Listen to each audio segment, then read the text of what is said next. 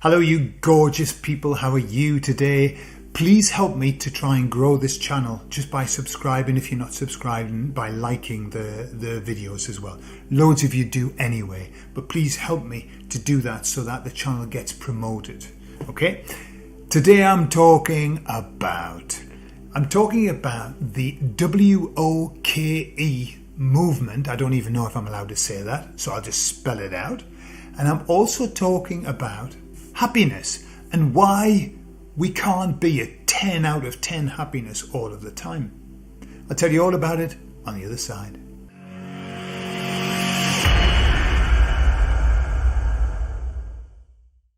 So frankly, I'm tired. I'm tired of that movement of WOKE, and I believe lots and lots of people are. I'm hearing lots and lots of people talking about it.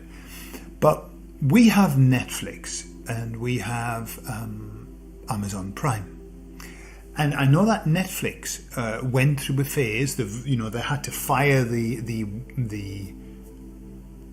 I say it. I think I'm all right to say it under the woke kind of. They've got all these woke LGBTG. It sounds like an MGBGT, which used to be a little sports car if anyone had one. Now we've got the LGBT, whatever it is.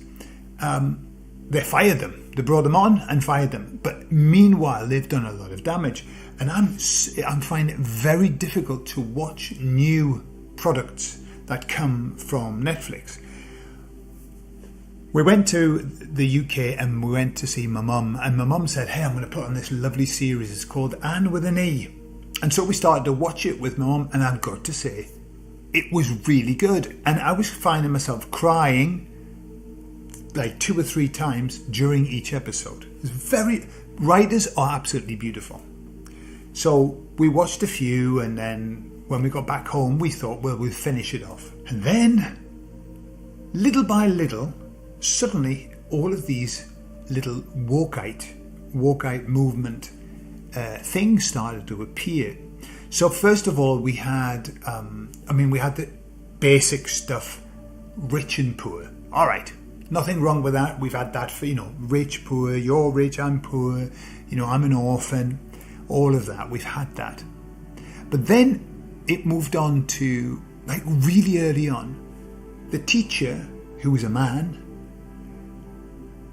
was like being very inappropriate with a student, who was a student. And in the whole thing, what was interesting was, although it was like, oh my God, it wasn't portrayed as this was bad.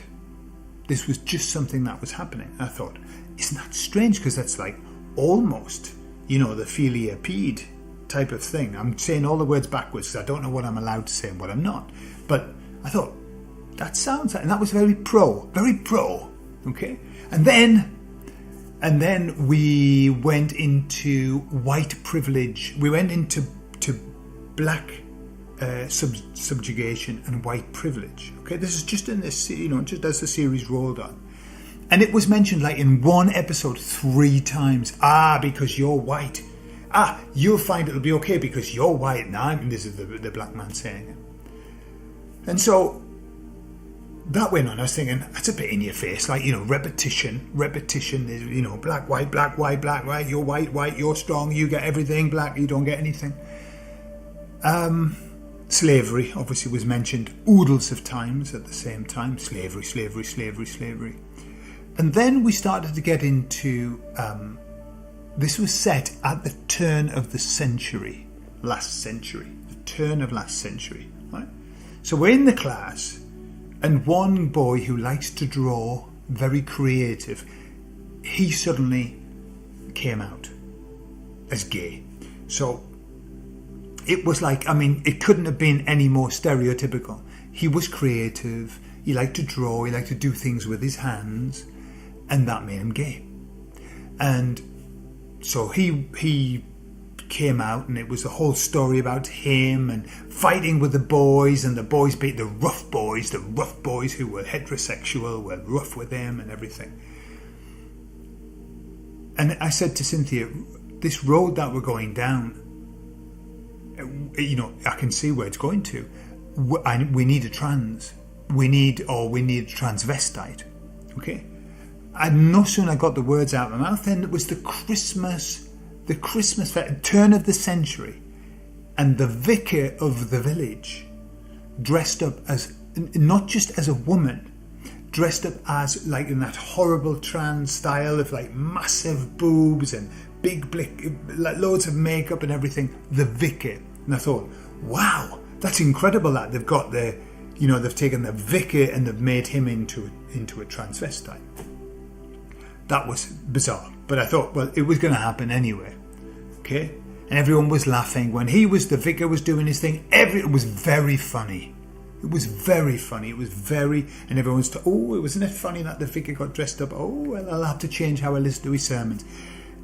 And I thought, wow. So when there's something that they like, very in your face. When there's something you don't like, very in your face too. So then it just went from bad to worse from that point. I mean, the story was great, but it was starting to become a distraction for me. I was starting to get really pissed off. Because it was like, we'll just deal with this one while we're on, shall we? Okay? So there was loads of sexual references of people finding out about sex, but really early on. It was like all of that horrible movement. And then the guy who was gay, the gay guy, suddenly we went to a party. An aunt who happened then to tell everybody that she was lesbian and she'd been lesbian all of her life, and she had this party where the most perverted things were going on, like weird stuff, trans and turn of the century, right? And I was thinking, what the actual F is going on here? It was horrible. And then the gay boy left his farm, all right, because his parents, he was just so different, and he went to live with this aunt who had these wild parties, this lesbian aunt, and then he was just a normal guy. He liked to draw, liked to do things with his hands, all right. I mean, we didn't see him do any other than make creative stuff with his hands. He probably liked to do other things with his hands as well, but then suddenly, in the next few episodes, we go down to the aunt's house, and he is mincing about, but mincing. I mean, he couldn't. I mean, it was like, look, if this is gay, and I've got loads of gay friends, by the way, but there's gay, and then there's, looking like a twat. And he was in the I'm looking like a twat. I mean, if he had minced any more, he could have made himself into a hamburger. It was horrific. And it was like so in your face. It's, do you know what I mean? What the fuck is that about? Well, I know exactly what that's about. So, I'm struggling. I am struggling now. I don't watch any series. I watched that series because my mum got us into it and she asked if we would watch it. I don't watch series purely because of that. It's just like in your face all of the time, and I think people are getting very weary of it. And they'll find that out. I know that they know that in Netflix just by the viewing. Like they've got an option. And I think they've taken it off now, which was the option of the MGBGT. I'm going to say that. The MGBGT. Yeah, that's much more exciting. They've got a version of that. Or they had it. And nobody was watching it. It was going to watch that. I mean, all right, that group. Maybe the people from that group. But that group's really small. I mean, it's tiny.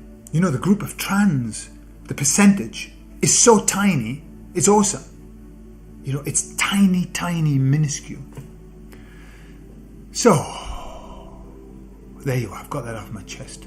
But it was a shame because the story was beautiful. The writers were beautiful. And you can just see, the writers going, right, you're doing a great job, but we want a bit of trans in here, please. And they go, well, it's the turn of a century. How are we going to do that? I don't know. You're the writers. Get a bit of trans in. Okay?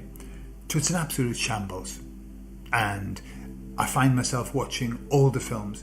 And if I watch a film and I start seeing the woke shit coming out, I just have to turn it off. I can't watch it. I don't want that in my house, and I don't want my children to have to listen to that. So there you are. So I'll cut the video here, and I'm going to continue on the next one about the other stuff. All right. I love you all. See you later.